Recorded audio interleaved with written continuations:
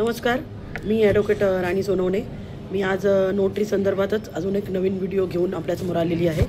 आजचा जो व्हिडिओ आहे तो नोटरी कोणतं डॉक्युमेंट आपण नोटरी करू शकतो, कोणतं करू शकत नाही, असे बरेचसे व्हिडिओ मी अपलोड केलेले आहेत। तर एक डॉक्युमेंट आहे की जे वारंवार तुमच्याकडे येऊ शकतं किंवा बऱ्याच वेळा नोटरी असं विचारतात की हे डॉक्युमेंट मी करू का।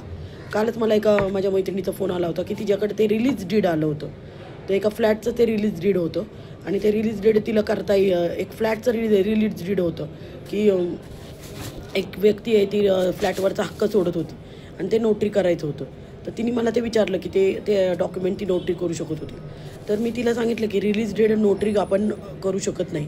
बघा, कोणतंही डॉक्युमेंट जिथं आपल्याला स्टॅम्प ड्युटी गव्हर्नमेंटला द्यायची आहे तर ते डॉक्युमेंट आपण नोटरी करू शकत नाही।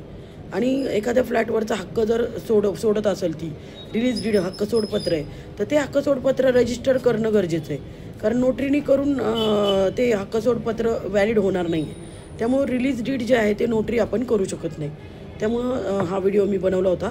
तर रिलीज डीड हे जे आहे हे असं डॉक्युमेंट आहे जे रजिस्ट्रेशन ॲक्टप्रमाणे ते रजिस्टर करण्यासारखं डॉक्युमेंट आहे। तुम्हाला माहिती आहे की ट्रान्सफर ऑफ प्रॉपर्टी किंवा कन्व्हिन्सिंग ह्याच्यामध्ये काही सेक्शन आहेत की ट्रान्सफर ऑफ प्रॉपर्टीच्या ज्याच्यामध्ये सांगितलेलं आहे की कोणते डॉक्युमेंट तुम्ही रजिस्टर करायचे असतात आणि कोणतेही डॉक्युमेंट तुम्ही रजिस्टर करायचे नसतात। त्यामुळं रिलीज डीड हे रजिस्टर करायचं आहे, ते आपण नोटरी करू शकत नाही। त्यामुळं नोटरी हे करायचं नाही। Thank you, bye.